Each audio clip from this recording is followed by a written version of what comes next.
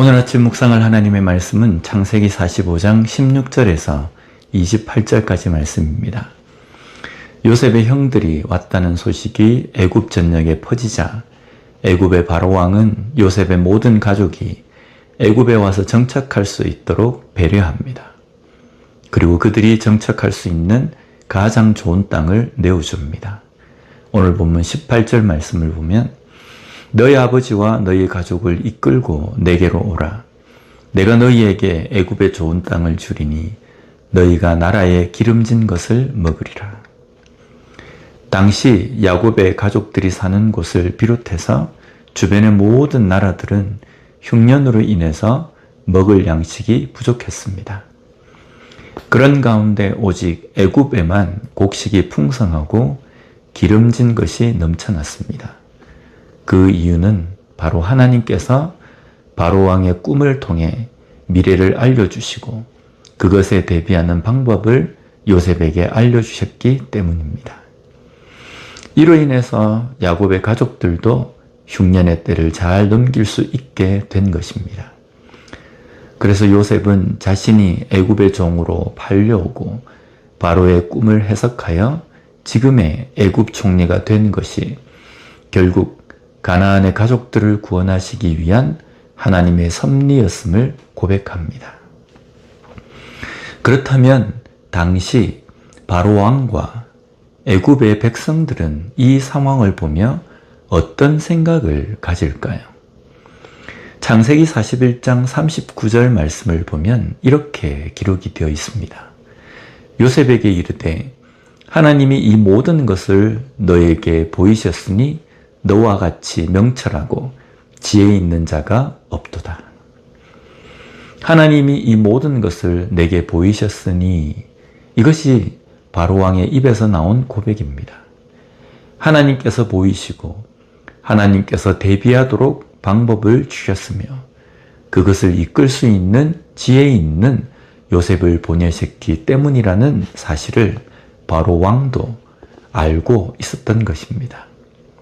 이로 인해서 바로왕은 요셉의 가족들을 선대하는 것이 당연하다고 여겼습니다. 본문 20절 말씀에도 이렇게 나옵니다. 또 너희의 기구를 아끼지 말라. 온 애굽 땅에 좋은 것이 너희 것임이니라. 요셉 시대의 애굽 왕 바로는 참 깨어 있었던 왕인 것 같습니다. 이방 나라의 노예이자 죄수에 불과했던 요셉에게 나라의 중차대한 미래를 맡길 정도였습니다. 거기에 시간이 많이 흘렀음에도 그 일이 하나님으로부터 비롯된 것임을 잊지 않고 요셉의 가족을 지극히 선대하고 있습니다. 반면에 훗날 남유다와 북이스라엘의 역사를 보면 하나님의 백성이자 하나님이 세우신 나라의 왕임에도 불구하고 왕이라는 권력에 심취해서 하나님을 잊고 교만하며 악을 행했던 왕들이 많았습니다. 그들과 비교해보면 참으로 대조적인 모습입니다. 이것을 통해서 오늘날 우리의 모습을 돌아보았으면 좋겠습니다. 하나님의 일하심의 방법은 출신 성분도 학력도 아닙니다. 오직 하나님의 말씀을 보고 들을 수 있는 영적 분별력을 가진 사람입니다. 오늘 우리는 그런 준비가 된 하나님의 사람입니까? 또한 내게 주신 축복 가운데서 그것에 심취하지 않고 그것을 허락하신 하나님을 잊지 않으며 항상 감사를 잃지 않는 삶이 되어야 합니다. 그것을 잃어버릴 때 우리의 영적 삶은 무너집니다. 경제적으로는 여전할지 모르지만 영적인 힘과 믿음이 무너져 버린다는 겁니다. 이제 바로왕은 화려한 수레와 양식을 주며 가나안의 야곱과 나머지 가족들을 데리고 오도록 형들에게 부탁을 합니다.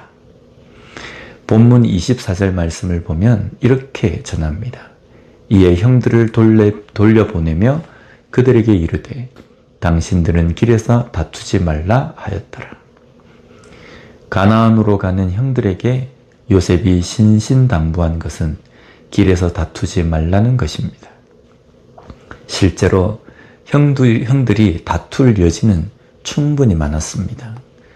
요셉을 팔아넘겼던 과거의 일에 대해 서로에게 책임을 전가하며 다툴 수 있었기 때문입니다. 왜냐하면 앞으로 그들에게 임할지도 모르는 요셉의 보복을 두려워했기 때문입니다. 그러나 이 상황에 대해서 요셉은 보복하거나 복수할 상황이 아님을 이미 고백했습니다. 오히려 가족들을 구원하시기 위한 하나님의 위대한 구원 계획이었습니다. 오늘 우리의 삶에서도 우리에게 오는 고난과 어려움, 때로는 우리가 범하는 실수 가운데서도 역사하시는 하나님의 뜻을 볼 수 있어야 합니다. 누군가의 책임을 추궁하고 그것으로 정죄하고 비판할 것이 아닙니다. 이 일을 통한 하나님의 뜻이 무엇인지를 깨닫는 것이 중요합니다. 이것이 바로 성숙하고 깨어있는 그리스도인의 모습입니다. 이런 삶을 살아가는 우리 모두가 되었으면 좋겠습니다. 기도하겠습니다. 하나님 아버지 감사합니다. 오늘 말씀을 통해서 다시 한번 현재를 살아가는 우리의 믿음이 어떠해야 하는지를 다시 한번 깨닫게 해주시니 감사합니다. 우리의 삶 속에 주시는 은혜가 나만을 위한 것이 아닌 주변에 있는 사람들 살리는 도구로 우리에게 주신 것임을 명심하고 그 은혜에 심취하여서 교만한 삶이 아니는 그것으로 주변을 섬길 수 있는 우리가 되게 하여 주시옵소서. 때때로 나의 삶의 성공과 좋은 것으로도 하나님께서 일하시지만 때로는 나의 연약함 때문에 범한 실수와 또 여러 가지 문제점들을 통하여서도 하나님께서 분명히 일하심을 저희들이 깨닫고 상황 가운데서 비판과 정죄가 아니라 하나님의 뜻을 발견하며 살아가는 우리가 될 수 있게 주님 붙들어 주시옵소서. 예수님 이름으로 기도드립니다.